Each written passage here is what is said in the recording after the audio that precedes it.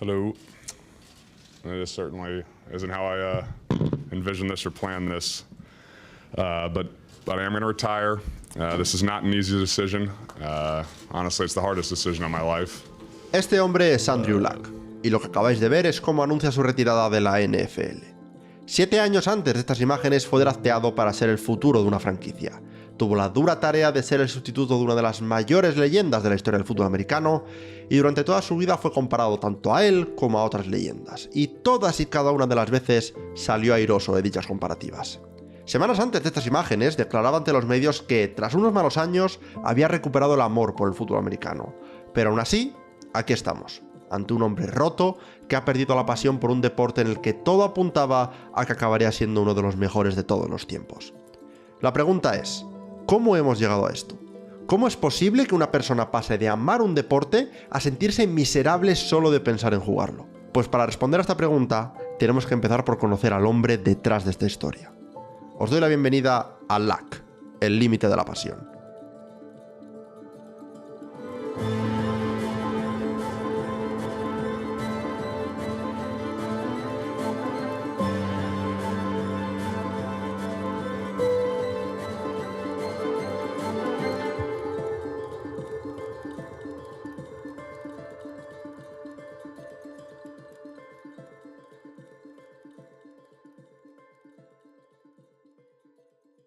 Para conocer a Andrew Luck, primero tenemos que conocer su infancia. Es gracias a esto que podremos entender por qué Luck es tan diferente a la mayoría de jugadores de la NFL. Mientras que tu jugador promedio vive en Estados Unidos, rodeado de fútbol desde pequeño, la niñez de Luck tuvo lugar en Europa, lejos de cualquier cosa que se asemeje a la NFL. Vivió 7 años en Frankfurt y 3 en Londres, asistiendo a la Frankfurt International School y a la American School en Londres. Pero pese a esta infancia europea, conoció el deporte gracias a su padre, Oliver Luck. Oliver Luck no era un extraño al fútbol americano. No solo era el presidente de NFL Europe, una liga experimental de desarrollo que la NFL creó en Europa en los 90, sino que también fue un quarterback estrella en la Universidad de West Virginia e incluso llegó a jugar en la NFL, donde, entre otras cosas, fue suplente de Archie Manning, hasta el punto de que a veces se encargaba de entretener a los 2 hijos que Archie tenía por aquel entonces, Cooper y Peyton, mientras que Archie hacía sus tareas de quarterback titular, como por ejemplo atender a la prensa. Una relación entre los Luck y los Manning que, aunque no lo sabían en ese momento, acabaría teniendo mucha más importancia en el futuro de ambas familias. Andrew descubrió esta faceta del pasado de su padre gracias a un VHS que encontró en la casa de la familia. En esa cinta se incluía una grabación del mejor partido de Oliver Luck, una victoria de sus Houston Oilers ante los Chargers, y para Andrew esa grabación marcó un antes y un después. Tan pronto como la vio, se enamoró de este deporte. El problema es que los Luck vivían en Londres en aquel entonces, y evidentemente el deporte no tenía la popularidad suficiente como para que ningún compañero de su colegio privado supiera ni siquiera lo que era un snap. Esto, que os quede claro, no fue un impedimento para Andrew, ya que enseñó las reglas a sus compañeros y les dibujaba las rutas en la mano para explicarles lo que tenían que hacer. Esto sería una historia recurrente a lo largo de la vida de Andrew Luck.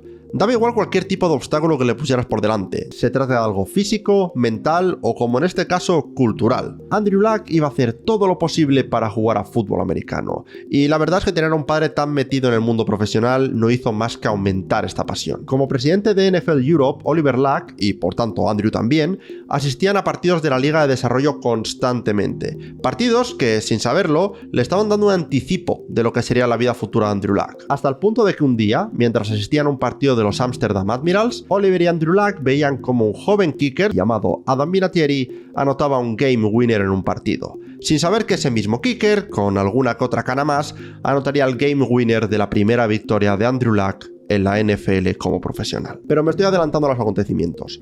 No penséis que lo único que hacía Andrew Luck en Europa era jugar a fútbol, ni mucho menos. Durante los veranos su familia aprovechaba para viajar por Europa, conocer diferentes culturas, tradiciones y sobre todo aprendía sobre arquitectura, algo que acabaría convirtiéndose en la otra gran pasión de Andrew Luck. Lo que quiero decir con todo esto es que cuando Oliver Luck dejó su puesto de presidente de NFL Europe en el año 2000 y tanto él como su familia volvieron a Houston, Andrew Luck no había tenido la misma educación ni había vivido las mismas costumbres que el resto de sus compañeros. En cierto modo, era el niño raro del instituto. Eso no le impidió empezar a jugar a fútbol inmediatamente después de volver a Estados Unidos. De hecho, su padre, que fue su primer head coach, le pondría a jugar inicialmente de defensive end, por su envergadura. Aunque Andrew tuvo claro muy rápidamente que lo de jugar defensa no le iba.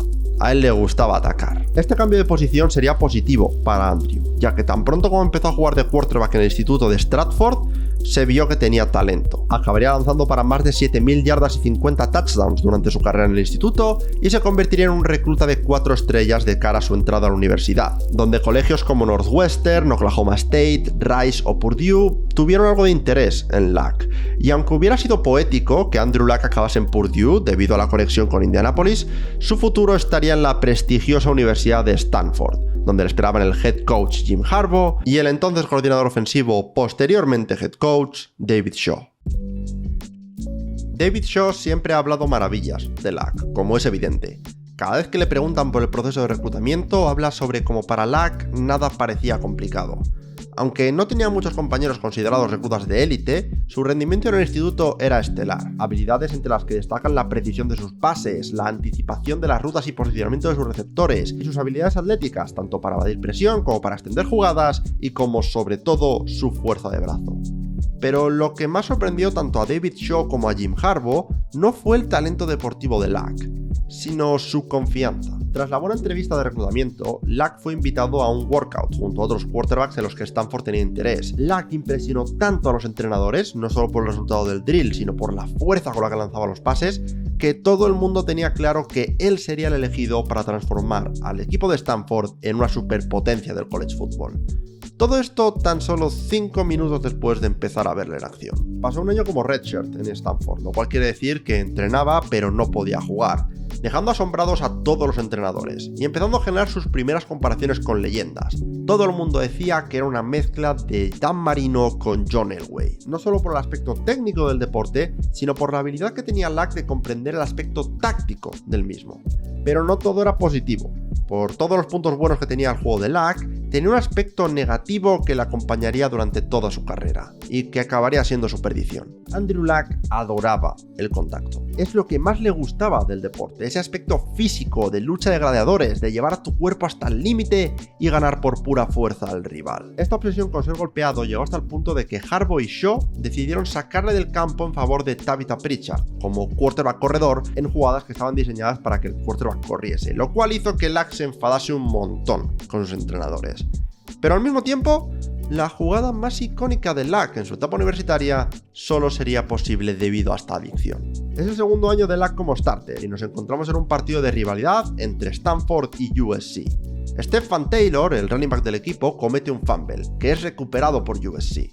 Para evitar un touchdown, Luck reparte un golpe digno de Ray Lewis al defensive back Sharice Wright. Sus compañeros en Stanford hablaban de este lado de Luck como la bestia. Todo el mundo sabía que había dos Andrews, el Andrew tranquilo, empollón, algo rarito que adoraba el conocimiento, y el Andrew cabreado, agresivo y hasta cierto punto psicótico, que no deseaba más que bañarse en la sangre de sus enemigos, metafóricamente hablando. Y si la bestia salía al campo, todos sabían que lo único que tenían que hacer era callarse y dejar que Luck les dirigiese a la victoria. Pero fuera del campo, Luck se había ganado la fama de ser uno de los jugadores más peculiares de todo college football. Cuando no estaba destrozando a rivales en el campo, Luck asistía a clases de arquitectura, donde destacaba casi tanto como en los terrenos de juego.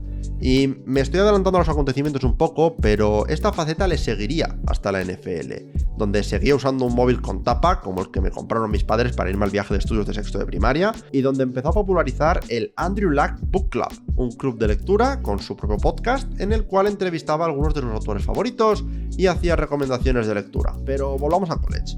Mientras Luck se graduaba en arquitectura, estaba consiguiendo algo aún mayor para Stanford.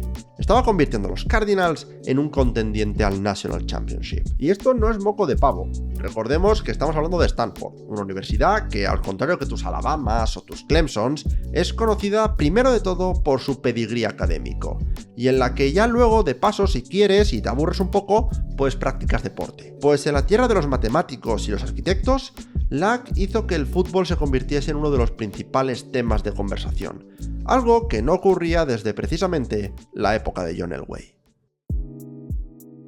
Pero si hay algo que define la carrera universitaria de Andrew Luck, no es su juego, ni sus comparativas con jugadores históricos como Elway, ni su pasión simultánea por el fútbol y el conocimiento.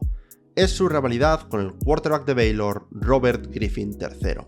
No se puede hablar de la carrera de Luck sin mencionar la de Griffin, principalmente por su famoso duelo por el Heisman y posteriormente por su duelo por ser la primera elección del draft.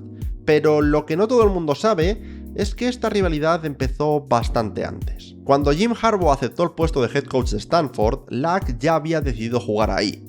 Pero Andrew no era la primera opción para el actual coach de Michigan. Durante el proceso de reclutamiento, Robert Griffin era el favorito de Harbaugh, con el propio Griffin diciendo que Jim fue muy insistente, diciendo que aunque Andrew estuviese ya en el equipo, Robert era su primera opción, y que si aceptaba ir a Stanford sería una batalla como nunca antes se ha visto por la titularidad. Esta obsesión de Jim Harbaugh por RG3 llegó hasta tal punto que durante el periodo pre-draft en 2012, en un meeting entre Griffin y los 49ers, que por aquel entonces estaban siendo entrenados por Harbaugh, la conversación no se centró alrededor de las habilidades de Robert Griffin, sino de su decisión de no asistir a Stanford. Griffin decidiría ir a Baylor, donde tenía la titularidad garantizada, pero todo el mundo sabía que Stanford era una opción real en su proceso de selección.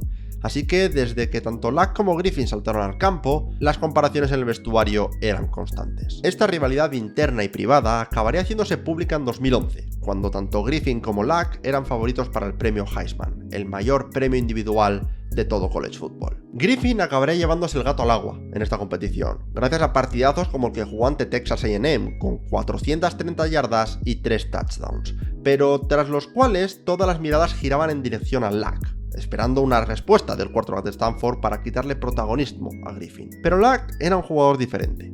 A estas alturas Jim Harbaugh ya se había ido de Stanford en dirección a San Francisco, por lo que David Shaw había sido ascendido a head coach. En el último año de Luck en la universidad, Shaw le dio libertad completa, permitiéndole alterar las jugadas como él quisiese desde la línea de scrimmage. Dada esta libertad para dirigir el ataque y la gran actuación de Griffin esa misma semana, todos esperaban que el partido de Stanford contra Washington fuese un show por parte de Andrew Luck.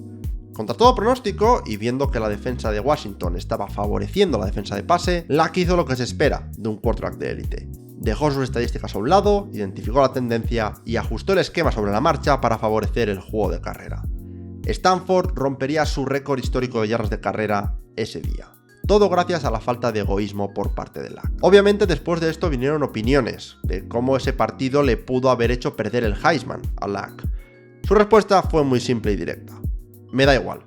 He jugado mi mejor partido hasta el momento. Con el premio Heisman o sin él, Luck acabó su carrera universitaria como uno de los mejores quarterbacks de la historia de Stanford, rompiendo el récord de touchdowns lanzados, el de porcentaje de paros completos y sobre todo el de victorias totales en una carrera en Stanford, siendo Luck la pieza fundamental de la vuelta a la relevancia de Stanford como universidad deportiva.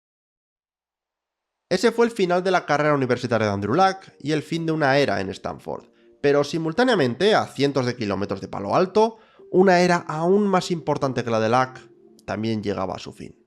With the first pick in the draft, the Indianapolis Colts select quarterback, University of Tennessee, Peyton Manning. Este momento marcó un antes y un después en Indianápolis como ciudad y en el estado de Indiana en general. Antes de la llegada de Peyton Manning a los Colts, la ciudad de Indianápolis era conocida como un desierto en el que se celebraban ferias y convenciones, y donde justo coincidía que se celebraba el mayor evento del mundo del motor estadounidense, las 500 millas de Indianápolis. El motor estaba a la orden del día en Indiana, el fútbol no tanto. No habían pasado ni 15 años desde que los Colts llegaron a la ciudad sin previo aviso, tras una mudanza que merecería su propio documental, y la única seña de identidad del equipo desde su llegada a Indianápolis eran sus malos resultados y una pelea pública entre su general manager y un analista de ESPN. Estaba claro que el fútbol no era una prioridad en Indianápolis, pero todo eso estaba a punto de cambiar. Peyton Manning, uno de los dos hijos de Archie Manning de los que hablábamos antes, es un quarterback que acabaría enseñando a una ciudad entera el significado de la palabra victoria, transformando a un equipo que le costaba ganar partidos en la franquicia con más victorias en temporada regular de la década de los 2000, añadiendo el primer Lombardi a las vitrinas de los Colts desde que llegaron a Indianápolis y cultivando una carrera que le convirtió en una leyenda de la NFL y en un dios en Indianápolis, con su propia estatua presidiendo las afueras del Lucas Oil Stadium, o como lo conocen a día de hoy, la casa que Peyton construyó. Lamentablemente nada dura para siempre, y tras pasar toda la temporada 2011 fuera de los terrenos de juego debido a una lesión de cuello que había puesto en peligro su carrera, Peyton Manning y los Colts se vieron en una encrucijada.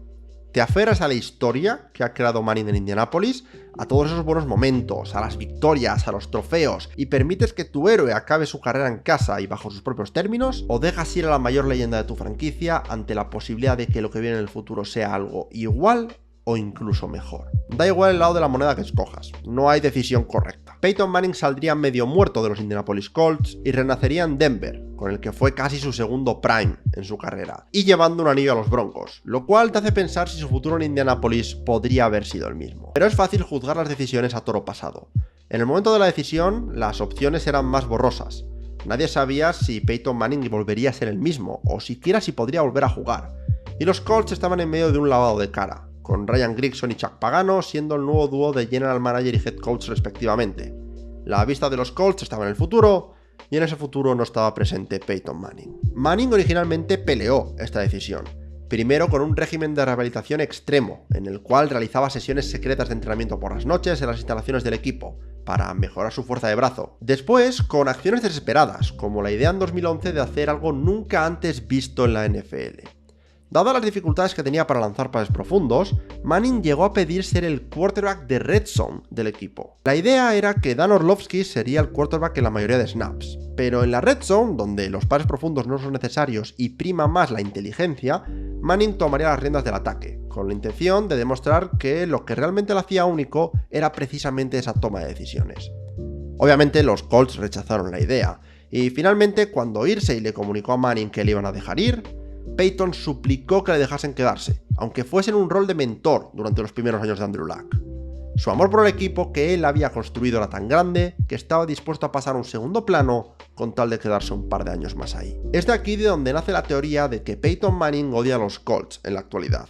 Una teoría que no comparto, ya que nunca ha tenido problemas en asistir a eventos relacionados con el equipo, pero que comprendo, ya que, seamos sinceros, Manning está mucho más involucrado con los Denver Broncos que con los Indianapolis Colts a día de hoy. Jim Irsay, dueño de los Colts, podría haber evitado esto, pero pensó en Luck a la hora de tomar la decisión. Andrew se iba a ver bajo una gran presión al tener que sustituir a Manning, y tener que hacerlo con todas las cámaras enfocando a Manning en la banda después de cada error de novato que sin duda iba a cometer, podría ser demasiado mentalmente para un quarterback joven.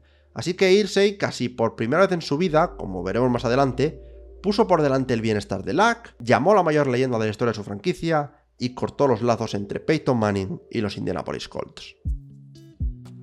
Lo único que hizo esta decisión ligeramente más fácil para los Colts es que Luck era un prospect como nunca antes habíamos visto. Daniel Jeremiah, uno de los analistas de draft más respetados actualmente, dice lo siguiente sobre cuando tuvo que scoutear a Luck en 2012. I don't think there's ever been a smaller gap between someone's floor and their ceiling than with him. Like high end, he's a Hall of Famer. Like low end, he's a multi-year Pro Bowler. Like I can't see that there's any way this guy doesn't succeed. Las comparativas con quarterbacks como Dante Culpepper hasta Drew Brees y por no hablar de John Elway o el propio Peyton Manning eran constantes. Era el quarterback más preparado que la mayoría de scouts habían visto en su vida. Un líder nato, con habilidades atléticas de élite, pero con los traits necesarios para liderar un ataque profesional, ya que desde su último año en Stanford había recibido la responsabilidad de ajustar todas las jugadas. Es por eso por lo que aunque a nivel público el debate constante era Luck contra Griffin por la primera pick, en las oficinas de Indianapolis estaba todo claro desde el primer momento. De hecho, días antes de despedirle como presidente del equipo, Jim Irsay se reunió con Bill Polian para preguntarle sobre qué harían si acababan consiguiendo la primera elección del draft. La respuesta del legendario Polian, la persona artífice de la elección de Peyton Manning en el 98 y casi tan responsable como el propio Manning del éxito del equipo, fue la siguiente. There is no question in the world about who we take. It's Andrew Luck. Simple as that. One and done. And because he was as ready to play in the National Football League as any player I've ever seen. Arm strength, accuracy, mental acumen, ability to extend plays and run, aggressiveness, desire to win, leadership, all of that was top shelf. Pero por mucho que se hablen maravillas de Andrew Luck, por aquel entonces también se hablaban maravillas de Robert Griffin. Eran dos quarterbacks con skillsets diferentes, pero todo el mundo esperaba que ambos acabasen siendo parte de la élite de la NFL. Hasta tal punto de que Jim Irsay ha dicho que si los Colts no hubieran tenido la opción de draftear a Luck ese año, hubieran drafteado a RG3 y hubieran dejado ir a Peyton Manning igualmente. Por mucho que hoy en día se piense que Luck era la pick más clara, En 2012 el discurso era completamente diferente. La rivalidad en los medios llegaba hasta tal punto que varios analistas dudaban de la viabilidad del Luck en la NFL, diciendo que una cosa era ser el líder en Stanford, que era la tierra de los empollones, pero ser un listillo podría traer problemas a la hora de liderar un vestuario en la NFL. Había preocupaciones de que Luck diese la imagen de ser superior al resto de compañeros, y que esto pudiera afectarle negativamente, y que esto sumado a la habilidad atlética nunca antes vista por parte de Robert Griffin podría dar a algún equipo suficientes motivos para escoger a Griffin por encima de Luck. Pero daba igual lo que opinasen los medios, daba igual lo que opinasen 31 de los 32 equipos. Lo único que importaba era lo que opinase Indianapolis, y los Colts lo tenían claro. Tan claro que hicieron algo que para nada es común en la NFL. Anunciaron públicamente que iban a draftear a Andrew Luck días antes del propio draft. You know, in fairness to Andrew Luck and in fairness to, the whole process, the media gauntlet he's going to be enduring the next couple of days, I thought it was the right thing to do to announce that we're going to take him. And, didn't see the point in prolonging what the world already knows. With the first pick in the 2012 NFL Draft, the Indianapolis Colts select Andrew Luck, quarterback, Stanford. Cuando Andrew Luck llegó a las instalaciones de los Colts en Grant Park para su primer training camp en la NFL, la tensión se podía cortar con un cuchillo. Meses de especulación sobre si el fin de la era de Peyton Manning llegaría, sobre quién sería su sustituto, sobre si ese sustituto sería capaz de llegar a la suela de los zapatos. Todas esas dudas y preocupaciones iban a ser respondidas muy pronto. Y los Colts no querían que esta presión afectase a Luck. Por encima de todo, recuerda que no tienes que ser Peyton Manning. Esas fueron las palabras que Jim Irsay dirigió a Luck minutos antes de su primer entrenamiento en Training Camp. Pero Andrew sabía lo que la gente esperaba de él, y estaba dispuesto a hacer lo que hiciese falta para cumplir esas expectativas. Sus primeros entrenamientos iban pasando, y pese a estar liderando un ataque que estaba lleno de rookies en el equipo titular, Luck estaba confirmando todas las expectativas. Por encima de todo, Luck quería liderar con el ejemplo. Exigía rendimiento a los jugadores, pero no creía que fuese justo hacerlo si él no jugaba al máximo nivel. Gracias a esta mentalidad de liderar con el ejemplo, Luck deslumbró en Training Camp, y pese a su personalidad inusual, se ganó el respeto y admiración de todos sus compañeros y rivales. Tras este primer Training Camp, llegó el debut en la NFL. Un debut que fue distinto a lo que todos esperaban. Llevamos todo este tiempo hablando de cómo Luck siempre ha sido buenísimo, de cómo dominó en todos los niveles, de cómo era un jugador al que nada le salía mal, y de repente en su debut salió todo mal. Lanzó para 300 yardas, pero solo un touchdown y 3 intercepciones, en un partido fuera de casa ante los Bears, en el que Chicago acabaría ganando con un contundente 41-21. En este partido vimos un buen resumen de lo que sería gran parte de su carrera en la NFL. Estuvo constantemente bajo presión, al margen de Reggie Wayne apenas tenía armas a quien lanzar, y su énfasis en querer sacar al equipo del hoyo en el que se habían metido le forzó a cometer errores.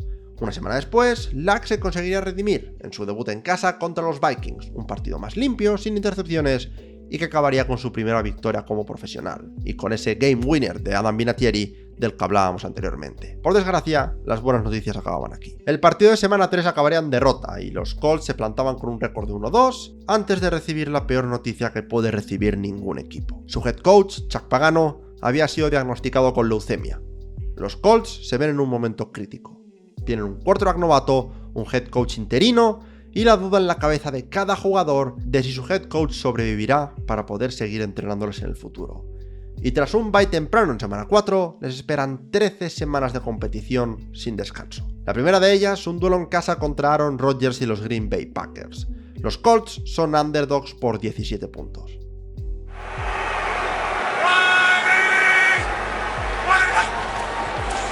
There he is. And he got to the end zone on the stretch.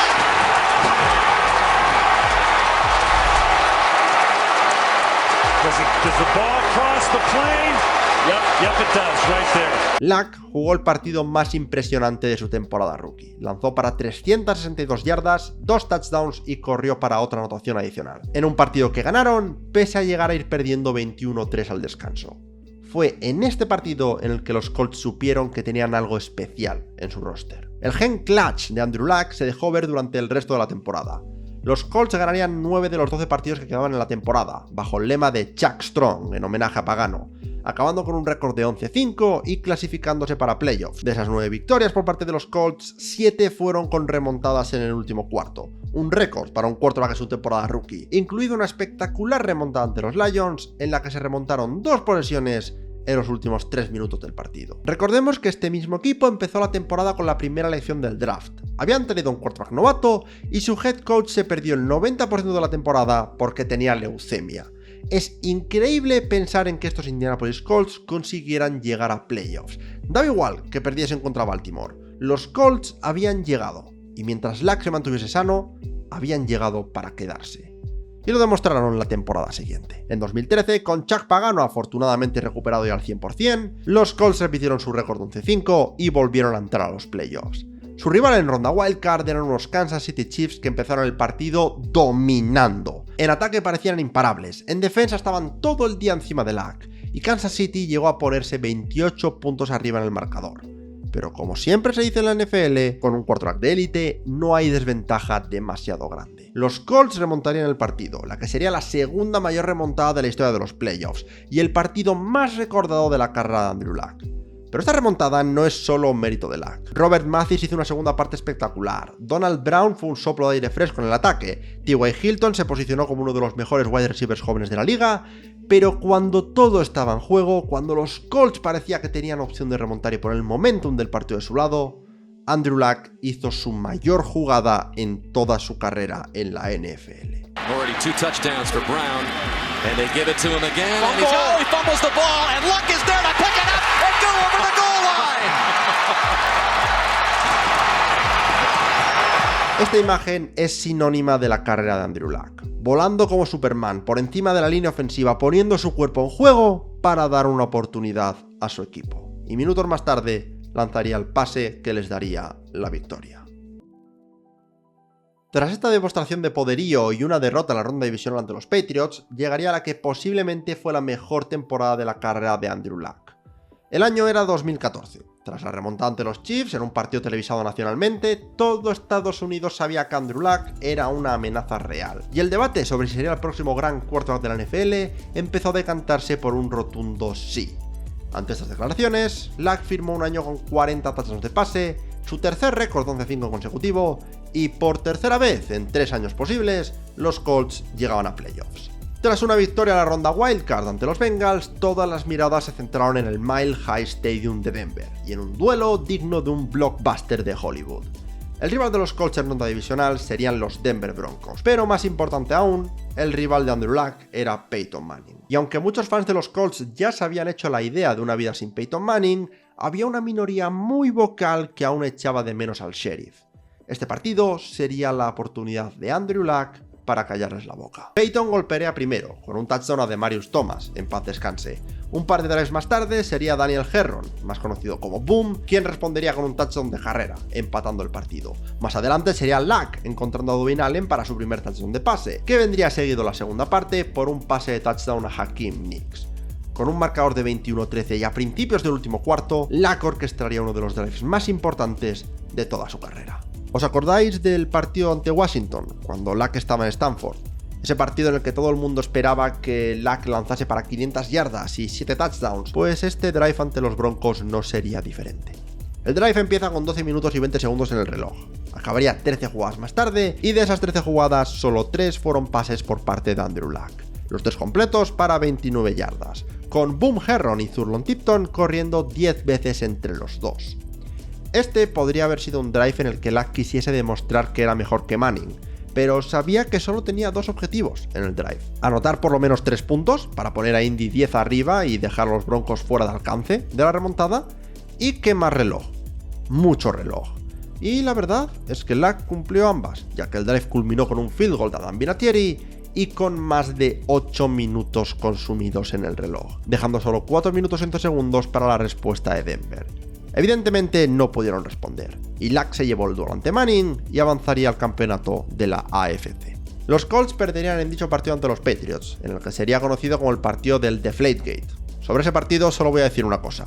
Los Patriots fueron superiores a los Colts. Cualquier persona que busque argumentar lo contrario es que está buscando excusas, porque, sinceramente, los Patriots dominaron. No hay otra forma de decirlo. Aún así, el optimismo reinaba en Indianapolis. Tras estas 3 temporadas, cada una de ellas llegando más lejos que la anterior, era oficial. Luck era diferente, y esa bestia que habíamos visto en college había llegado a la NFL. Pero esta bestia que era Andrew Luck tenía un inconveniente. Ya lo hemos hablado anteriormente. Junto a esta competitividad que le podía convertir en uno de los jugadores más temidos de la NFL, venía un problema muy importante. Luck era adicto a los golpes.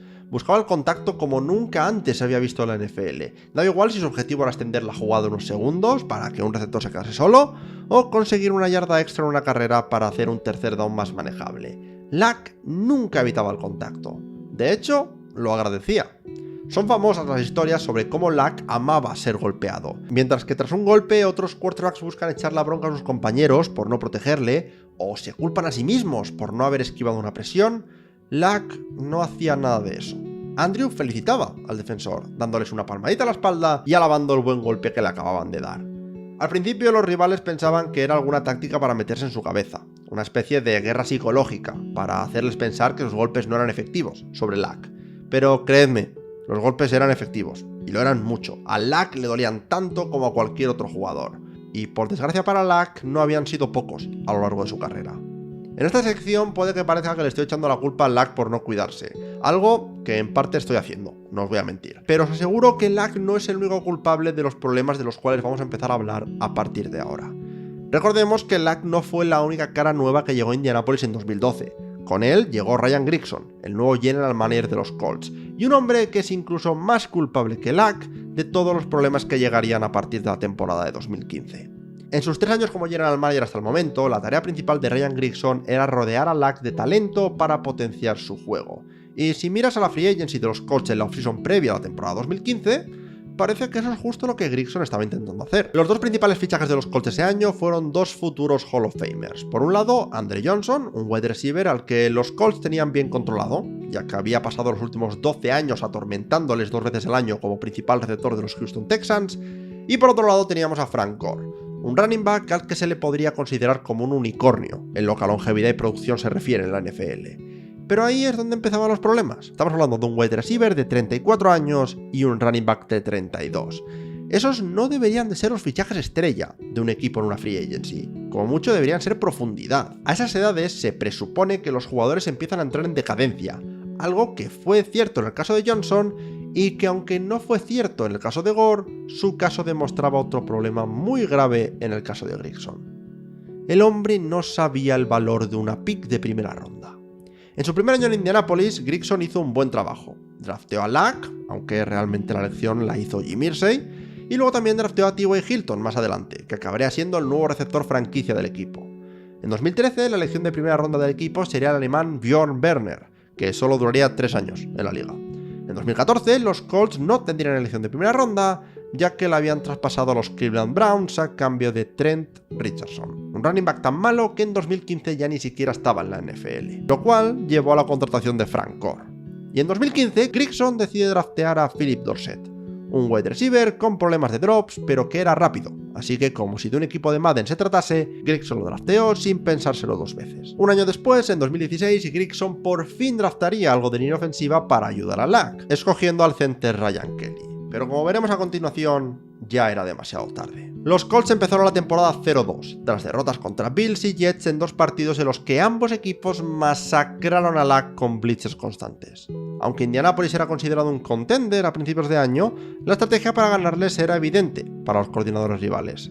Manda presión y golpea a Luck, porque no van a ser capaces de bloquearles. Y tenían razón. Es este punto en el que la acumulación de golpes empezó a pasar factura a Andrew Luck, un tema del que hablaría incluso la noche de su retirada. For the last 4 years or so, I've been in this cycle of injury, pain, rehab, injury, pain, rehab. And it's been unceasing and unrelenting, both in season, and off season. Esos 4 años de los que habla Luck empezaron en la siguiente jugada que os voy a mostrar. Con 7 minutos restantes en el partido de semana 3 de 2015 ante los Titans, Luck recibe un golpe por parte de Jurrell Casey. Un día más tarde, Bob Kravitz, que es uno de los reporteros más veteranos de Indianápolis, le preguntó a Luck que si estaba bien después del golpe. Luck le dijo que sí, que no era nada grave. Pero 24 horas más tarde, Luck iría personalmente a Kravitz a pedirle perdón, porque le había mentido como un bellaco. De repente, 3 años de carrera con mala línea ofensiva, 3 años de carrera con coordinadores que se aferraban al juego de pase profundo, aun sabiendo que es un estilo que hace que golpeen más a tu quarterback. Y 3 años de carrera en los que Andrew Luck jugó como un quarterback que parecía un running back cuando jugaba en ataque y un linebacker intentando hacer el placaje después de un turnover, juntaron sus efectos en este golpe de Jurrell Casey. Por primera vez en su carrera, Luck se perdió 2 partidos por dolores en su hombro derecho. El más importante para lanzar el balón en un quarterback diestro. Pero como digo, Luck solo se perdería 2 partidos por esta lesión. Zach Kiefer, otro reportero de Indianapolis que hizo un podcast de 6 horas sobre esta historia de Luck, por si pensáis que este vídeo es largo, habla de cómo después de un partido de semana 8 ante los Panthers, vio cómo Luck estaba sentado en el vestuario, sufriendo en silencio ya que por primera vez en su vida era incapaz de quitarse la coraza, debido al dolor que todavía sufría en su hombro derecho. Luck había vuelto a jugar, pero no lo malinterpretéis. Su lesión aún era muy real. Lamentablemente para Luck, una semana después, el hombro sería la última de sus preocupaciones. 10 meses después de su enfrentamiento en ronda divisional, Manning y Luck se volverían a ver las caras, pero esta vez en un ambiente muy diferente. Para empezar, el partido sería en Lucas Oil Stadium, la segunda vez que Peyton Manning lo visitaría como visitante, después de haber salido derrotado en 2013. Pero sobre todo era diferente por el estado de ambos equipos. Los Broncos entraban al partido como invictos, en camino a la que acabaría siendo la tercera Super Bowl de su historia al final de la temporada. Los Colts, sin embargo, tenían un récord de 3 victorias y 5 derrotas, y necesitaban la victoria para mantener cualquier sueño que tuvieran de entrar en los playoffs vivo. No importaban las lesiones, no importaba el dolor, estaba claro que Luck iba a jugar. Entramos en el último cuarto, el marcador es 17-17, y tras una presión de la defensa de los Broncos, que era la mejor de la NFL esa temporada, Luck escapa hacia la izquierda. Y ocurre lo siguiente.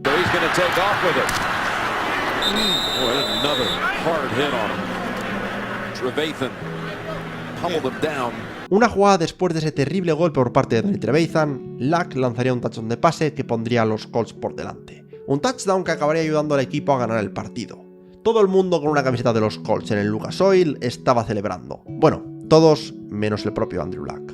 El dolor es insoportable. Los Colts ganaron el partido, pero eso no importa. Luck volvió a casa dolorido, se fue a dormir y al día siguiente, cuando se levantó para ir al baño, se dio cuenta de la gravedad de la situación. Estaba orinando sangre. Ese golpe de Danny Trevathan le había causado lesiones internas tanto en un riñón como en los músculos abdominales.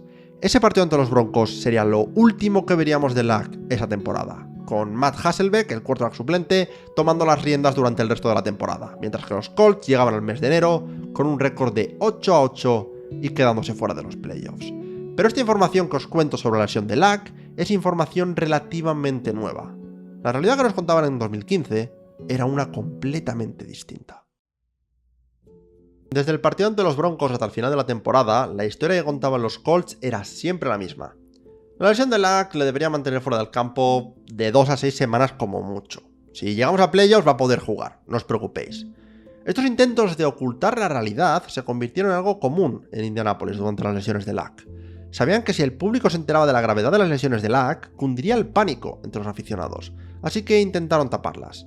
Y lo siguieron haciendo durante años. La lesión de riñón de Luck se repararía, pero la lesión de hombro que había sufrido en semana 3, no tanto. Luck jugó durante la temporada 2006 con un desgarro en el labrum de su hombro izquierdo. No soy médico, así que pido disculpas si esta analogía es incorrecta, pero podríamos decir que sería algo similar a romperte el menisco en la rodilla, pero obviamente en el hombro. Aún así, Luck lanzaría para más de 4.000 yardas y 31 touchdowns con su hombro de pase lesionado, y perdiéndose solamente un partido. Y ese partido se lo perdió por una conmoción cerebral, no por el hombro. Pero lo más fascinante de todo es que ni siquiera sus propios compañeros sabían lo que le estaba ocurriendo. Lo normal en un vestuario de la NFL es que todos los jugadores acaben conociendo todo lo que le pasa a todos sus compañeros. Al fin y al cabo, si pasas tanto tiempo junto a otra gente, empiezas a conocerlos y a fijarte en cómo una persona hace ciertos gestos de forma diferente por el dolor. Y le puedes preguntar, oye, ¿te pasa algo? Pero es que Luck, una vez más, era diferente. Nadie al margen de la directiva, los médicos y los entrenadores que trataban con él directamente sabían el nivel de sus lesiones. Y cuando sus compañeros le preguntaban, Luck desviaba la pregunta. Tranquilo, no me pasa nada, estoy bien. era una respuesta común por parte de Lack. Esto, obviamente, era una mentira, vamos, enorme. A Lack le dolía cualquier movimiento que tuviera que hacer, pero una mezcla de rehabilitación, analgésicos y mucha fuerza mental hicieron que este dolor pasase desapercibido para la gran mayoría. Lo que Lack no sabía era el impacto mental que tendría guardarse todo ese dolor, y las horas y horas y horas de rehabilitación en secreto que venían con esos dolores. Porque a ver, si una persona tiene que rehabilitar y solo tiene que centrarse en rehabilitar un hombro que le duele, pues vale, lo puedo hacer. Sería duro, la rehabilitación nunca es fácil, pero oye, si te centras solamente en eso, se puede hacer. El tema es que Lack tenía que hacerlo mientras estudiaba a sus rivales, mientras jugaba partidos de la NFL, mientras entrenaba día sí y día también, mientras no se perdía ni un minuto a no ser que le obligasen. Es una carga mental y física inaguantable. Su mente no daba para más. El fútbol se había convertido en una rutina de la que no sabía si iba a poder escapar. Tras terminar la temporada 8-8, Lack decidió operarse del hombro, una operación a la que se había negado después de la temporada 2015. Pero tras un año de dolor y un accidente haciendo snowboard que agravó aún más la lesión, se dio cuenta de su error y entró en el ciclo de rehabilitación. Ese ciclo que mencionaría más adelante en la rueda de prensa de su retirada. Mientras tanto, el dueño de los Colts, Jim Irsay, en su eterna sabiduría y con una habilidad innata para no saber callarse la boca, tuiteó lo siguiente el día 19 de enero de 2017. Andrew se está recuperando de una exitosa cirugía para reparar su hombro, una lesión con la que lleva luchando desde 2015. Estará listo para el inicio de la temporada. Las mentiras continuaban en Indianápolis. Del mismo modo que la lesión de riñón de 2015 no era una cosa de 2 a 6 semanas, esta operación de hombro no era algo rutinario, como Irsay quería hacer que pareciese. Pero aunque ahora sabemos que este tuit era mentira, cuando llegó el primer día de training camp antes de la temporada 2017, Lack estaba ahí, y todo el mundo pensaba que el tuit de Irsay era real. Me incluyo entre esa gente. Que realmente estábamos a unas pocas semanas de volver a ver a Andrew Luck en el campo como si no hubiera pasado nada. O al menos eso es lo que todos pensaban hasta que vieron a Andrew Luck. La mejor forma de explicaros el shock al ver a Luck de vuelta en el training camp es un ejemplo gráfico, así que vamos allá. Esta es una foto sacada del Twitter del club de lectura de Luck en 2016, justo antes del training camp de la temporada que jugó con su brazo lesionado. Si nos fijamos precisamente en su brazo, podemos ver que se nota la forma del bíceps. No está amazadísimo, ni mucho menos, pero es sin duda el brazo de una persona deportista que ha ido al gimnasio y que ha estado haciendo pesas. Vamos, que por lo menos podrías creerte que este hombre va a jugar de quarterback en la NFL. Esta otra foto es de un año después, en junio de 2017, poco antes del inicio del training camp. La diferencia es abismal. Es evidente que Luck no ha levantado pesas en meses, principalmente porque no puede. Sigue en rehabilitación en estos momentos. Es imposible pensar que este hombre va a jugar una temporada de fútbol americano en una de las ligas más exigentes del mundo 6 semanas después de esa foto. Y evidentemente no lo hizo. La temporada 2017 comenzó y Luck no parecía estar cerca de jugar. En octubre, Luck consiguió lanzar algunos pases de unas 30 yardas, y el día después no podía ni levantar el brazo. Era evidente que no íbamos a ver nada de Andrew Luck en 2017. Y quién sabe si lo volveríamos a ver en el futuro. Estas dudas sobre su futuro empezaron en noviembre, cuando los Colts le pusieron Injury Reserve y Luck decidió viajar a Holanda para un tratamiento experimental en su hombro. Nadie sabría nada sobre Andrew Luck hasta el último partido de temporada regular. Volvamos a la temporada de 2013 un momento. A ese partido entre los Chiefs y los Colts en la ronda Wildcard. A ese partido por el cual Luck es recordado a día de hoy. Entre el staff de los Chiefs, en ese partido se encuentra un hombre llamado Chris Ballard, el actual general manager de los Colts. Una persona que en ese día se enamoró completamente de lo que vio en Andrew Luck. No solo por lo que vio en el campo, sino por su forma de liderar, alabando a sus compañeros por todo su trabajo y echándose las culpas a sí mismo por los fallos del equipo. Cuando Ballard llegó a Indianapolis como general manager en 2017, dejó claro que aunque Luck era el jugador franquicia, no quería que todo girase alrededor de él. Ante todo, los Colts tenían que ser un equipo. Esto lo hizo principalmente para quitarle presión a Luck durante la rehabilitación de su hombro, pero lo que Ballard no sabía es que desde esas declaraciones hasta la próxima vez que vería a Luck en el campo, pasarían casi 20 meses. Luck jugó su último partido de la temporada 2016 el día 1 de enero de 2017, curiosamente. No volveríamos a verle pisar un campo de NFL hasta el 9 de septiembre de 2018, un total de 616 días, en los cuales Luck tuvo tiempo de rehabilitar su lesión, sufrir sus efectos, viajar por Europa para probar nuevas terapias y tratamientos, y sobre todo, reflexionar sobre su futuro. no cabe duda de que este fue el momento más bajo a nivel mental y emocional de la vida de Andrew Luck, con él mismo diciendo que durante esta rehabilitación fue donde llegaron las primeras ideas sobre dejar el fútbol americano. Cuando Luck volvió de Holanda a final de la temporada 2017, los reporteros le atosigaron con preguntas, pero Zak Keefer le hizo la pregunta más difícil de contestar. La pregunta era: ¿cuál fue tu momento más duro en la rehabilitación? There was a time that was pretty difficult for me to sort of see the positive in things, and got through that and managed to see the positive in things a little more now. Meses después, según el propio Keefer, Luck y él volverían a hablar del tema, con Andrew hablando de la depresión en la que se había visto sumido, de cómo se sentía miserable, de cómo había sentido miedo sobre la posibilidad de volver al campo, y de cómo su cabezonería y sus intenciones de jugar aún con dolor no hicieron más que meterle más y más aún en este ciclo de pensamientos oscuros. Fue entonces cuando Will Wilson, el tío de Andrew Luck, que también hace las veces de agente, se puso en contacto con Tom House, ex pitcher de la MLB que tras retirarse se metió en el mundo del coaching y que en su día ayudó a Drew Brees a superar una lesión aún más grave que la de Luck. Pero durante su tiempo con Luck, lo que más le impactaba era el demacrado estado mental en el que se encontraba el quarterback de los Colts, constantemente pensando en que estaba decepcionando al equipo con su lesión. Por primera vez en su carrera, House no tenía que trabajar solo con una rehabilitación física, sino también con una rehabilitación mental. Esta rehabilitación duró meses, hasta que en un día de primavera de 2018, Luck estaba en California con su left tackle, Anthony Castonzo, y algunos excompañeros de la Universidad de Stanford, y decidieron ir a un campo de fútbol a lanzarse unos cuantos pases. Por primera vez en casi 3 años, Luck pudo lanzar sin dolor. Fue entonces cuando empezó a ver la luz al final del túnel. Cuando volvió a Indianápolis, Luck hablaba de cómo empezaba a recuperar el optimismo. Y del mismo modo que antes usamos imágenes para demostrar el estado físico y anímico de Luck, os presento la apariencia de Luck en mayo de 2018. Sin duda, esta es la apariencia de una persona que está mejor que nunca físicamente. Y sobre todo, que está mejor que nunca mentalmente. La persona que mejor puede hablar sobre esta evolución es Jacoby Brissett, que llegó a los Colts en 2017 para reemplazar a Luck tras su lesión. Brissett dice que el Luck que conoció en 2017 y el que llegó a Indianápolis en 2018 eran dos personas completamente distintas. Pasó de ser una persona enfadada y cerrada a abrirse con él, contarle sus pensamientos y convertirse en un verdadero amigo. Estaba claro que Andrew Luck estaba de vuelta. Eso sí, los Colts eran un equipo muy diferente al que habíamos visto la última vez que Luck pisó el campo. La marcha de Ryan Grigson y la llegada de Chris Ballard habían marcado un nuevo cambio en la filosofía de los Colts. Frank Reich, que era el nuevo head coach, un entrenador que venía de ser coordinador ofensivo de los Philadelphia Eagles y que acaban de ser campeones de la Super Bowl, en un año en el que Reich convirtió a Carson Wentz en un candidato a MVP. Respecto al roster, la filosofía de Ballard era clara. No iban a cometer los mismos errores que Ryan Grigson, y lo demostraron en la primera elección de los Colts en el draft de 2018. Quenton Nelson, un prospecto generacional en la posición de left guard, que se convirtió en uno de los mejores linieros de la NFL desde su llegada a la liga. La línea ofensiva de los Colts había pasado de ser mediocre a ser de las mejores de la NFL.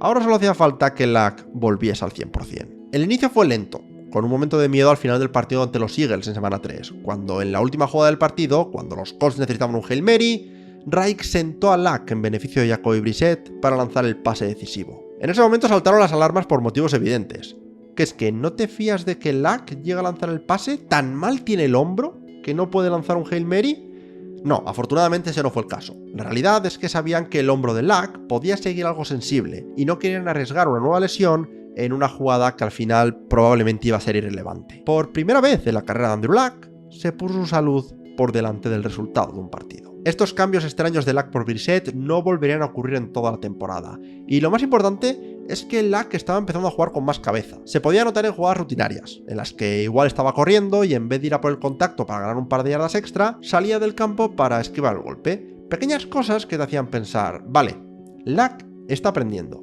Eso sí, aun con Luck jugando con más cabeza, los Colts empezaron la temporada en un hoyo. Tras el partido de semana 6 ante los Jets, los Colts tenían un récord de 1 victoria y 5 derrotas. Y la cosa no pintaba bien, deportivamente hablando, en la primera temporada de Luck después de la lesión. A fin de cuentas, ¿de qué te sirve tener de vuelta tu quarterback franquicia si eso no se traduce en victorias? Este juego irregular por parte de los Colts se debe en parte a que Luck todavía no estaba al 100% mentalmente. Antes del partido de semana 4 ante los Texans, Luck se acercó a Chris Ballard y a Tom House a preguntarles una cosa muy directa. ¿Creéis que algún día volveré a ser el de antes? Físicamente estaba al 100%. pero le faltaba ese último salto mental. Un salto que dio en ese mismo partido, lanzando para 300 yardas en la segunda mitad ante un equipo de Houston que acabaría llevándose la victoria en prórroga. Tras el partido, Luck volvió a ser el de antes. Los Colts acabarían haciendo uno de los mayores giros de una temporada jamás vistos en la NFL, pasando de un récord de 1-5 a un récord de 10-6 y entrando en playoff tras una victoria en el último partido de temporada regular ante los Tennessee Titans, un partido en el que ambos se jugaban el pase a playoffs. Tras este partido ganaron a Houston en la ronda wildcard y acabarían cayendo ante los Chiefs de Mahomes en la ronda divisional. Todo parecía que había vuelto a la normalidad. Esto ponía fin a una temporada que Luck siempre recordará con cariño, no solo por las estadísticas, que fueron de las mejores de su carrera, 4.600 yardas de pase, 39 touchdowns y su mejor pase rating hasta la fecha, sino porque fue la temporada que le demostró que aún sentía amor por el fútbol y que acabó con el premio más adecuado para Luck, el de Comeback Player of the Year. I'm used to coming in second in most award ceremonies, so being injured, missing football is no fun, but you do learn a lot about yourself. And the flip side, I can honestly say that the result has probably been the most positive thing, not only in my professional career, but in my life.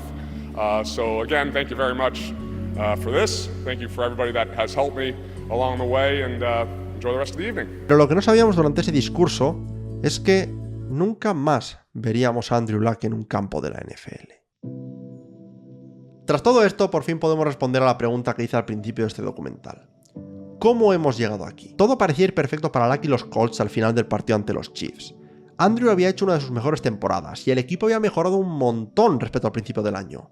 Incluso la línea ofensiva había sido la que menos sacks había concedido en toda la NFL. Todo apuntaba a que por primera vez desde 2015, Luck estaba al 100% tanto física como mentalmente. Durante la off-season antes de la temporada 2019, Luck viajó a República Checa para casarse con su prometida, Nicole, participó en un anuncio de Body Armor en el cual bailaba música disco y anunció que esperaba la llegada de su primera hija, hablando con los reporteros más feliz que nunca durante el mes de abril. El propio Chris Ballard dice que durante gran parte de la off-season, Luck no le dejaba en paz, preguntándole constantemente sobre qué cambios iban a hacer durante la off-season. Todo apuntaba a que Luck estaba all in. Y esa era la imagen que teníamos todos hasta que llegó junio, cuando llegó el primer minicamp de los Colts y Luck estaba ausente con una pequeña lesión de gemelo.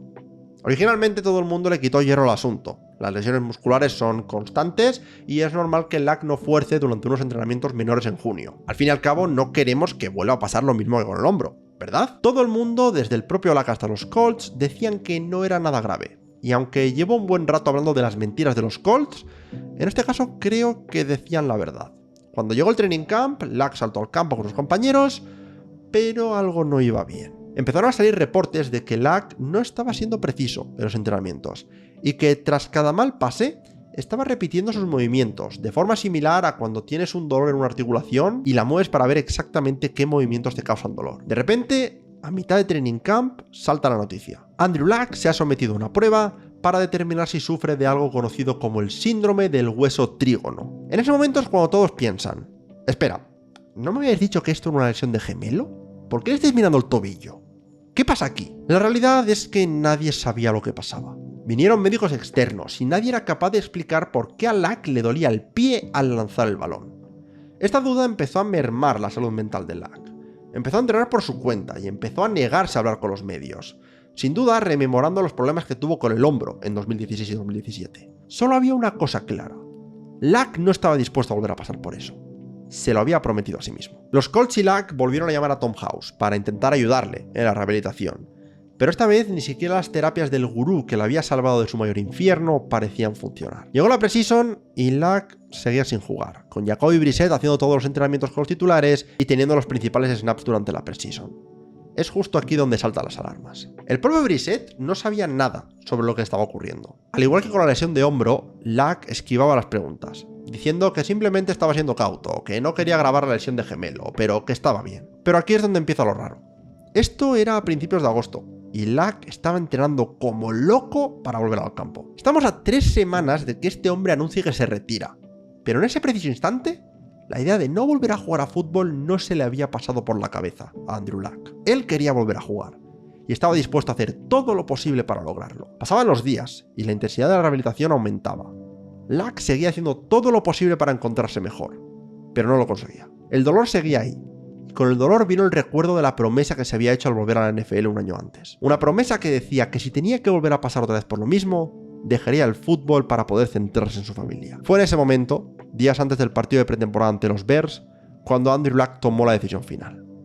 El día después de ese partido, anunciaría su retirada del fútbol americano. Pero antes de hacerlo, tenía una cosa más que hacer. El lunes antes del partido, Luck se acercó a Frank Reich, Chris Ballard y Jim Irsay para comunicarle su decisión, pidiendo que no lo hiciesen público, ya que quería volver a ver Lucas Oil Stadium como jugador una última vez. Para ello, haría su rutina habitual de calentamiento, vería el partido desde la banda y al día siguiente convocaría una rueda de prensa para hacer el anuncio. Los días antes del partido se lo dijo a algunos de sus compañeros más cercanos, T.Y. Hilton, Anthony Castonzo, Jack Doyle, Ryan Kelly y obviamente su sustituto, Jacoby Brissett. Eso sí, solo una pequeña selección de gente lo sabía. La gran mayoría ignoraban que esta retirada fuese una posibilidad. Esto incluía compañeros, staff, reportero o incluso el mismo Chuck Pagano, que era en ese momento coordinador defensivo de los Bears y que tuvo una larga conversación con Luck antes del partido, pero que asegura que durante la misma Andrew no le dijo nada. La tarde antes del partido, Will Wilson firmó los papeles que oficializaban la retirada de Luck, y esos documentos fueron enviados a la NFL. Es ahí donde se intuye que se filtró la historia, y Adam Schefter, cuyo trabajo es básicamente anunciar noticias de la NFL para ESPN según salen, recibió el soplo. Durante 4 años, la carrera de Andrew Luck se podría definir como una serie de catastróficas desdichas. Las lesiones, las malas decisiones de rehabilitación, la depresión, los cambios de humor, la vuelta al pozo más hondo, cuando todo parecía estar mejorando. Lo único que quería Andrew Luck en este momento era poder retirarse bajo sus propias condiciones. Pero el mundo es injusto, y también le quitaría ese deseo. Adam Schefter tuitearía la noticia de la retirada de Andrew Luck a las 9:28 de la noche del 24 de agosto de 2019, hora local. O lo que es lo mismo, a las 3:28 de la madrugada, hora española, en mitad del partido entre los Colts y los Bears. La respuesta de todo el mundo fue el shock absoluto. Todo comenzó como un murmullo en el Lucas Oil Stadium, mientras la gente empezaba a leer la noticia. Poco después se pasó a la ira, con ciertas secciones del público abucheando a Luck cuando el quarterback abandonaba el campo al final del partido. La imagen que Luck tenía de su último día en el Lucas Oil como algo agridulce pero bonito, se había convertido en un auténtico infierno. Dada la naturaleza de la noticia, los Colts y Luck se vieron obligados a hacer una rueda de prensa express para confirmar estos rumores. La idea que Luck tenía de su retirada como un momento emotivo, con su familia, vestido de traje y agradeciendo a los fans su apoyo durante todos estos años, se había convertido en Andrew Luck, vistiendo una camiseta vieja de entrenamiento y teniendo que improvisar un discurso. Todo por culpa de un tuit. Una última patada por parte del mundo de la NFL que fue más dolorosa que cualquier otra lesión en la carrera de Andrew Luck. La cara de Frank Reich en la rueda de prensa posterior al anuncio lo decía todo. Petrificado, mirando al suelo. Parecía que le acababan de decir que su mejor amigo había muerto. Chris Ballard y Jim Irsay luchaban por responder a las preguntas. Pero Reich era el que nos representaba a todos. Recuerdo perfectamente mi reacción a la noticia. El partido se jugaba en una madrugada de sábado a domingo aquí en España, así que me quedé despierto a ver la primera parte y me fui a dormir al descanso, antes de que nada de esto sobre Luck se supiera públicamente. Cuando me desperté recuerdo tener 2 mensajes de WhatsApp. Uno por parte de mi amigo Seirok, un buen amigo que conocía a base de jugar a Madden y que es fan de los Packers, en el cual me decía simple y llanamente: Kuru, no entres a Twitter. Esto me pareció extraño hasta que leí el segundo mensaje, que era de mi mejor amigo y compañero de podcast, Choli. En él, Choli me decía: ¿es cierto eso de que se retira Andrew Luck? Yo automáticamente entré en pánico. Digo, ¿qué demonios me estás hablando? Así que entré a Twitter para confirmar la noticia y me encontré con decenas de notificaciones. Gente diciéndome lo mismo de Seiro, que esperaba que no entrase en Twitter en toda la mañana. Gente citándome, preguntándome si esto era cierto. Y gente simplemente dándome su pésame por la marcha de Andrew Luck. Automáticamente el mundo se empezó a mover en cámara lenta, para mí, un poco como si fuese una película, como si yo fuese Frank Reich en esa rueda de prensa. Una rueda de prensa que procedí a ver justo después, sin haber salido todavía de la cama.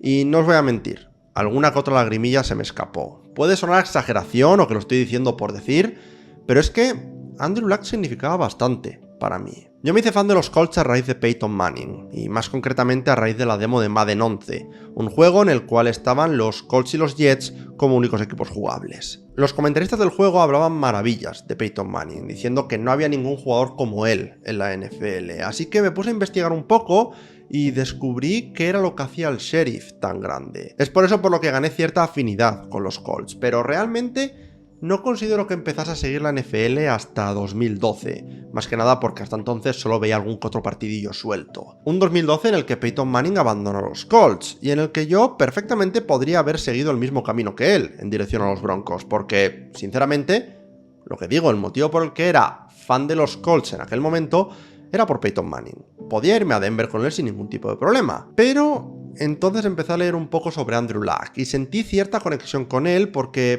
parecía como que estábamos en el mismo punto.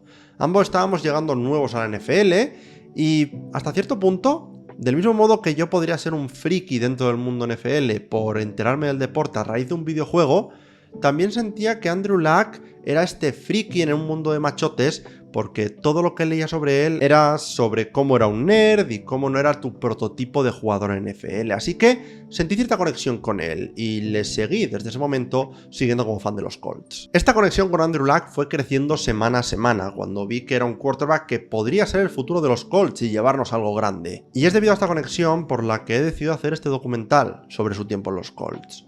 He visto todos y cada uno de los snaps de Andrew Luck en la NFL. He ido a clase en la universidad o a trabajar con pocas horas de sueño porque quería verle jugar en directo.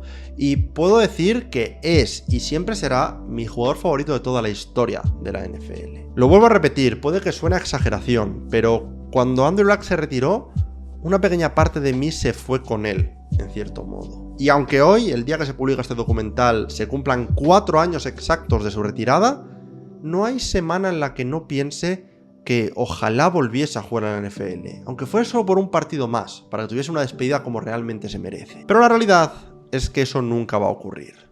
Y en el fondo, eso es bueno. El motivo por el que digo que es bueno es porque, por encima de todo, Luck decidió dejar la NFL porque en ese momento fue la decisión que le iba a hacer más feliz. Su primera hija, Lucy Luck, nació escasos meses después de su retirada, en noviembre de 2019. Retirarse de la NFL le permitió centrarse en su familia, en sus estudios y vivir la vida que él quería vivir. Una vida tranquila, lejos de las cámaras, y en la que hacer lo que realmente ama.